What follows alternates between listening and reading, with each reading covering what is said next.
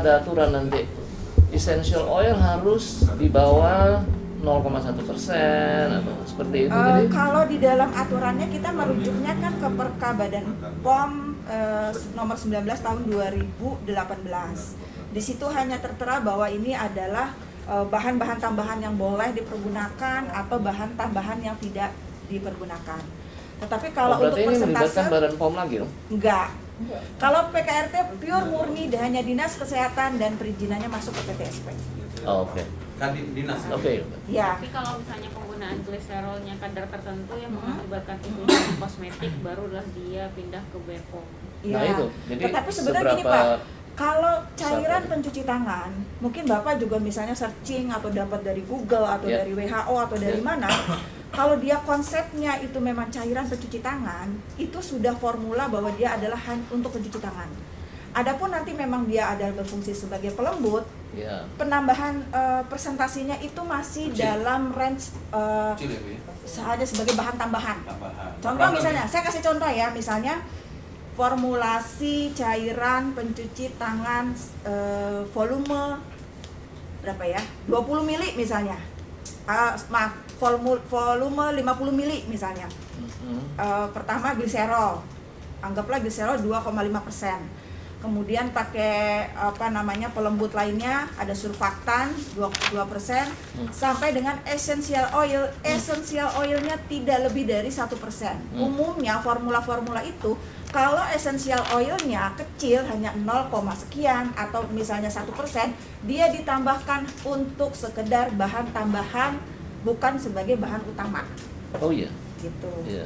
Ya. Karena kalau ditambahin banyak itu ya jadi bahan keruh. utama. Jadi keruh, jadi sabunnya nggak jadi. Nah, iya, betul. jadi, konsepnya tetap sih formula alkalinya, surfaktannya, itu konsep utamanya. Artinya, nah di situ nanti Bapak menginformasikan melalui labelnya sabun cuci tangan dengan kelebihan tidak membuat tangan berkerut. Seperti itu. Boleh. Boleh, nggak apa-apa. Tidak membuat tangan panas. Tidak membuat tangan panas juga boleh. Ada yang mau ditanyakan lagi?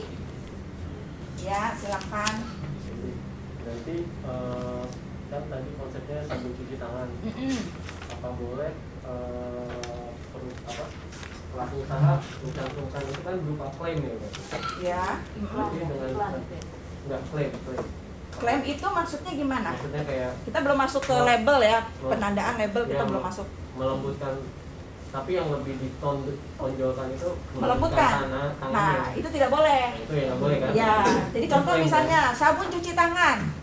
Boleh diomongkan aja bagus. Kali ya. Boleh diomongkan. Enggak, contoh boleh, nih, contoh misalnya bahasa di dalam kemasannya. Sabun cuci tangan, bagus, harum, wangi, dapat melembutkan tangan, tidak membuat tangan berkerut. Contoh seperti itu. Nah, yang paling ditonjolkan itu adalah sabun cuci tangan. Sabun cuci tangan. Sabun cuci tangan untuk sebagai pelembut, untuk pengharumnya. Nggak boleh kalau membunuh bakteri. Nah, itu hanya ditampilkan boleh-boleh saja, tetapi yang paling ditonjolkan kalimatnya sabun cuci tangan. Gitu. Karena sabun cuci tangan juga kalau dalam perusahaan rumah tangga ada aturannya, Pak. Jadi aturannya dia tidak boleh mengandung antiseptik. Gitu. Hanya surfaktan alkali rendah. Bapak ada yang mau ditanyakan lagi? Kayaknya ada penasaran lagi. Iya, antiseptik dalam arti kata. Antiseptik itu contohnya misalnya Bapak menambahkan H2O2, Bapak menambahkan HCl, gitu. Karena kalau fungsinya adalah cuci tangan, berarti kan otomatis orang-orang konsumen ekspektasinya itu adalah dia mencuci tangan bersih dan membunuh sekaligus membunuh kuman. Dan tentunya dipakainya dalam konsentrasi yang kecil gitu. Nggak apa-apa. Jadi ini pertanyaannya bagus ya Bapak dan Ibu. Kenapa saya bilang bagus? Karena ini ada di kepala banyak ribuan orang. Kenapa sih kok bisa begitu? Orang jelas ditulisnya cuci tangan, pasti kuman mati dong, gitu kan? Nah, yang membuat kuman mati atau tidak adalah berdasarkan hasil uji. Memang masyarakat awam tidak mengetahui seperti itu, tetapi Bapak dan Ibu sebagai produsen rumah tangga tidak diperbolehkan untuk membuat suatu keterangan informasi di dalam label atau penandaan atau iklan yang benar-benar menjustifikasi bahwa 100% membunuh kuman itu tidak diizinkan. Itu ada aturannya. Boleh Ya. Kalau konsep tadi yang sudah diutarakan oleh Pak siapa Pak namanya tadi? Edward. Pak Edward. Seperti Pak Edward sudah utarakan, kan kalau sabun cuci tangan itu kan konsepnya kan memang dia membunuh kuman. Nah, yang namanya kuman, kotoran, minyak, lemak, sebagai contoh minyak goreng ditumpahin, dia akan luntur dengan adanya alkali. Apakah alkali punya sifat antiseptik? Nggak ada. Jadi konsepnya itu adalah melarutkan kotoran. Pada saat kotoran yang sudah larut, belum tentu dia 100% kumannya mati. Gitu ya. Ada yang mau ditanyain lagi? Ada. Contohnya sekarang Ibu lihat tadi kan tentang produk itu membersih. Tapi kalau kita bisa membuktikan ya produk itu bisa membunuh kuman, produk kita contoh ya. Dia pembersih tapi dia bisa membunuh kuman, kita bisa ada uji lab dan dia bisa membuktikan membunuh kuman produk kita dari kita punya resepinya ya. Gimana itu? Itu bagus lagi pertanyaannya. Gimana? Iya, kenapa saya bilang bagus? Betul, Bu. Saya punya formula di mana tidak ada kandungan antiseptiknya, tidak ada HCl-nya, tidak ada alkoholnya sekian persen, tidak punya H2O2. Saya hanya produk alkali rendah. Konsepnya adalah cuci tangan biasa, tetapi setelah masuk uji lab ternyata kuman mati. Begitu kan? Ya, betul. Itu adalah suatu kelebihan formula. No problem ya, Bu ya. Sesuatu kelebihan formula. Kenapa saya bilang, Pak? Kalau dalam ilmiah suatu kotoran atau lemak itu larut dengan alkali atau basa, tetapi belum tentu dia membunuh. Tetapi bila mana di dalam produk Bapak diuji, berarti Bapak punya suatu formula di mana dari campur-mencampur itu menghasilkan senyawa baru yang bersifat membunuh kuman. Tapi Bapak tidak salah, karena Bapak sudah mengikuti formulanya itu adalah alkali, bukan antiseptik gitu. Di luar dari itu, campuran formula-formula ada mempunyai kelebihan. Satu hal yang perlu Bapak dan Ibu ketahui, segala sesuatu yang dijustifikasi atau yang disuatu adalah pembenaran, itu berdasarkan uji klinis. Sementara Bapak kan hanya mensampling beberapa produk. Apakah 1, 2, 3, atau 5 produk sudah mewakili 2.000, 10.000 produk? Sudah mewakili? Belum kan? Artinya bisa saja pada saat masuk uji lab, produk Bapak dan Ibu dijatuhkan dengan senyawa kuman gitu ya. Boleh dibilang senyawanya itu sudah ya namanya sampel. Pengirimannya yang masuk ke lab itu tidak tidak melakukan prosedur yang benar. Jadi kumannya tuh pada saat mau diuji memang sudah mati gitu loh. Nah, artinya dalam hal ini Bapak sudah sah, sudah benar. Yang penting formulasinya adalah formulasi alkali. Gitu. Tidak mengandung antiseptik. Apa aja sih antiseptik yang berfungsi? Ya salah satunya yang terkenal tuh H2O2 walaupun cuma 5%, walaupun kadarnya 10%, HCl.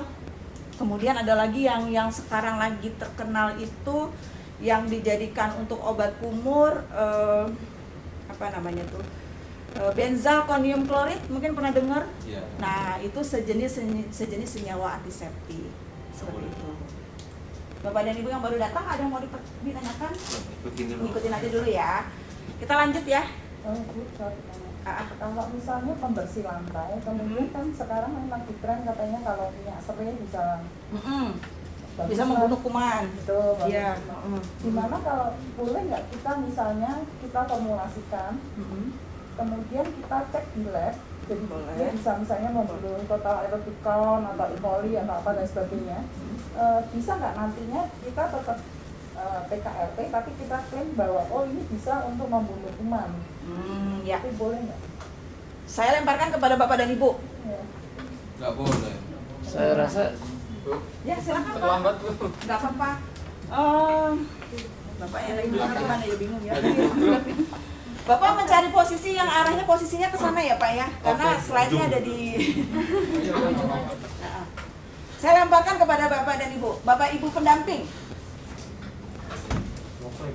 Diulang Bu pertanyaannya. Saya ulang ya kalau nggak ya. Ibu punya produk PKRT. Formulasinya hanya minyak serai gitu ya. Tetapi setelah minyak serai itu dimasukkan ke uji lab, ternyata bisa membunuh kuman. Seperti itu. Boleh nggak Ibu mengklaim? Gitu ya, mengklaim. Tadi dulu Pak belum selesai. Boleh nggak Ibu ini mengklaim bahwa produk Ibu dapat membunuh kuman dan bakteri? Boleh nggak? Nggak boleh. Yang Ya. boleh kan hanya itu Ibu doang. Mina mohon dibantu dijelaskan kenapa tidak bolehnya. Karena itu tadi, itu konsepnya kan tetap dia yang apa namanya, hanya untuk Uji klinis. Klinisnya. alkali rendah itu kan memang hanya untuk berumah tangga itu apa namanya tidak boleh ada kata-kata klaim membunuh kuman gitu. Iya.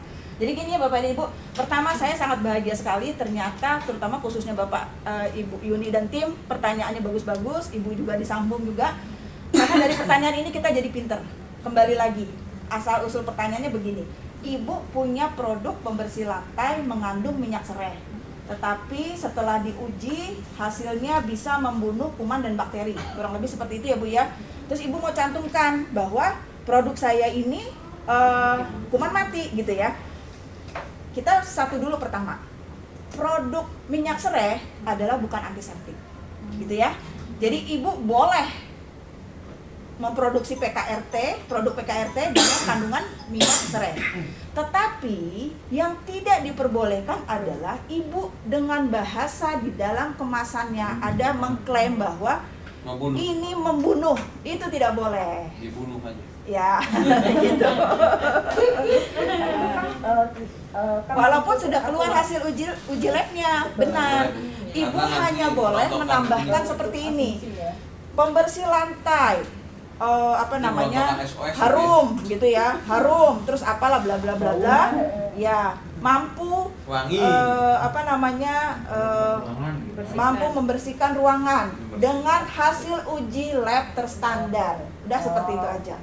Nah, kenapa saya sebutkan seperti ini? Apabila Ibu pengen masuk, misalnya Ibu pengen, nih dinas kesehatan pakai dong ini nih, atau suku dinas kesehatan Jakarta Barat nih, pel saya bagus nih, sudah ada hasil uji lab. Nah, itu Ibu bisa sampaikan, tetapi tidak boleh di dalam kemasan atau label. Gitu. Jadi boleh, intinya dari kita kan untuk klaim di kemasan kan ada aturannya di mana kita boleh tidak boleh klaim. Iya, Tapi boleh kita tambahkan misalnya dalam promosi. Betul, boleh. Tapi Ibu cukup ini Untuk jelaskan yang saja. kalimatnya yang umum. Ya, gitu kan. sudah Supaya tidak ada overclaim namanya. ya hasil uji labnya. Itu ya. Bu Indri, jadi kalau PRT ini boleh pakai H2O2? PRT ini H2O2 tidak diizinkan. Kembali lagi Bapak Ibu, saya ajukan pertanyaan kepada Bapak Ibu di dalam ruangan ini ya. Bagaimana produk PRT atau usaha rumah tangga dan Bapak Ibu, anggaplah misalnya tadi Bapak ya pengen jangan cuci tangan deh, contohnya apa ya, cuci piring misalnya. Cuci piringnya mengandung H2O2. Kenapa tidak boleh? Karena begini, H2O2 itu, saya bertanya lagi, ada nggak di antara Bapak dan Ibu pernah melihat barangnya si H2O2 ini, ada yang pernah nggak? Belum pernah ya? Saya kasih gambaran aja ya. H2O2 itu adalah suatu cairan. Apabila Bapak dan Ibu beli di toko kimia, konsentrasi, kita tidak bicara konsentrasi 50%, konsentrasi 20% saja, Bapak dan Ibu buka tutupnya, keluar asap. Dimana apabila nanti mengenai tangan atau sepatu itu bisa terjadi, contoh kena baju, kerusakan pada bahan. Kenapa sampai sebegitu? Karena begitulah saking kekuatan sifat oksidatornya. Kenapa tidak diperbolehkan untuk usaha rumah tangga? Bapak dan Ibu kan, mohon maaf ya, hanya memiliki kemampuan di bidang usaha rumah tangga mengikuti penyuluhan yang efektifnya hanya 2,5 jam atau 3 jam. Sementara pada saat membuka, tiba-tiba dalam prosesnya itu ada yang tumpah, jatuh dan segala macam, kami tidak bisa bertanggung jawab atas kejadian-kejadian yang tidak diinginkan di kelanjutannya. kecuali pelaku usahanya itu pernah kerja lama gitu, kecuali Bapak dan Ibu meningkat lagi usahanya menjadi produksi ya produsen, itulah industri PKRT yang nanti izinnya masuk ke Kementerian Kesehatan. Seperti itu. Atau batasannya di limbahnya kali ya. Bukan seperti itu. Jadi memang H2O2 ini adalah oksidator kuat, di mana di dalam membeli itu tidak ada yang sudah jadi 3%, 5% itu tidak ada, kecuali di apotik. Di apotik pun yang sudah kita beli itu tidak mohon maaf ya, saya tidak ada mengecilkan apapun, tidak bisa dijamin bahwa kandungan H2O2-nya 3% atau 5%. Bisa jadi itu isinya air karena sudah terbuka. Seperti itu. Bapak dan Ibu bukannya tidak boleh, diperbolehkan, tetapi nanti izin industrinya meningkat, bukan usaha rumah tangga lagi, tetapi usaha produsen PKRT. Di situ Bapak dan Ibu harus mengikuti sistem ISO 13485 dengan area wilayah zonasinya pun dengan ketentuan-ketentuan, tidak bisa di rumah gitu. Ada penanggung jawabnya juga. Kita kembali di sini. Perusahaan rumah tangga. Perusahaan rumah tangga adalah perusahaan yang memproduksi alat kesehatan seperti Ibu ya, Bapak dan Ibu ya. Kalau perusahaan rumah tangga adalah perusahaan yang memproduksi alat kesehatan atau produk perbekalan kesehatan rumah tangga. Nggak kelihatan ya Pak? Nah ini kata kuncinya. Yang bisa dilakukan di rumah. Jadi tempat tinggal yang Bapak Ibu sekarang tempatin bisa dilakukan sebagai tempat usaha. Gitu ya. Bapak Ibu tidak perlu menyewa kios, tidak perlu menyewa ruko, tetapi andaikan di antara Bapak dan Ibu pengen pengembangan nih, saya mau bikin perusahaan rumah tangga, tapi saya menggunakan ruko, boleh apa enggak? Boleh. Boleh apa enggak? Yang bilang boleh siapa? Ya, berarti sudah memahami materi kurang lebih 30%. Kita belum masuk ke semuanya nih. Tapi memang benar. Boleh Bapak dan Ibu menggunakan ruko. Bapak dan Ibu menggunakan kios. Atau ada pertanyaan lagi, Bapak dan Ibu mau menggunakan gudang. Boleh apa enggak? Boleh. Benar. Benar boleh, sepanjang aturan-aturannya dipatuhi. Aturannya apa? Aturannya adalah satu, secara manual pembuatannya. Kemudian tidak mengganggu lingkungan. Itu kaitannya sama tidak menimbulkan limbah dan sekitarnya. Itu salah satunya itu ya. Kemudian dari pemohonnya juga perorangan, tidak berbentuk perseroan terbatas. Nah, yang berikutnya izin perusahaan rumah tangga. Izin perusahaan rumah tangga adalah izin yang diberikan kepada pelaku usaha yang memenuhi persyaratan dalam hal memproduksi alat kesehatan dan PKRT. Apa salah satu persyaratannya? Coba salah satu persyaratannya saya, mohon maaf ya, Bapak siapa namanya Pak? Pak, menurut Bapak, kalau Bapak bisa diberikan izin perusahaan rumah tangga, salah satunya apa Pak? Ya, ini nanti kan dinas kesehatan nih, saya terus beserta Bapak dan Ibu pendamping menilai, kemudian memberikan Bapak namanya siapa, diberikan persyaratan untuk memenuhi, Bapak lulus lah gitu ya. Ini nggak pakai disurvei-survei, langsung dikasih nih. Kira-kira apa? Iya, izin atau untuk produksi? Izinnya. Ya, jadi saya ulang ya. Kalau dalam dikeluarkan izin, Bapak dan Ibu nih, Bapak dan Ibu mengikuti penyuluhan. Jadi ini nih sekarang nih yang sudah Bapak Ibu lakukan, ini adalah salah satu persyaratan Bapak dan Ibu diberikan izin usaha rumah tangga. Gitu. Lanjut ya. Ya. Nah, ini tata caranya. Tata caranya adalah, jadi Bapak dan Ibu saat ini sangat-sangat sekali dimudahkan ya. Bapak dan Ibu nanti setelah mengikuti penyuluhan ini, Bapak dan Ibu datang ke PTSP. Kalau Bapak tinggalnya di kecamatan mana Pak? Mampang. Nah, Bapak datang di PTSP Kecamatan Mampang membawa surat keterangan penyuluhan dan kopi KTP. Syaratnya hanya 4, mohon maaf. Pertama adalah kopi KTP, kemudian surat keterangan ini mengikuti penyuluhan, kemudian surat keterangan tempat usahanya, sewa atau kontrak. Kalau dia sewa minimal 2 tahun, kalau hak milik kopi sertifikatnya, sama pernyataan komitmen. Nanti kita belajar ya cara mengisi pernyataan komitmen ya setelah ini, gitu. Jadi tidak ada disurvei lagi. Dengan isian pernyataan komitmen itu Bapak dan Ibu dengan isian pernyataan komitmen serta mengikuti penyuluhan, Bapak dan Ibu sudah dianggap memenuhi persyaratan, gitu. Lanjut ya. Ada yang mau ditanya sampai sini? Kita lanjut aja ya.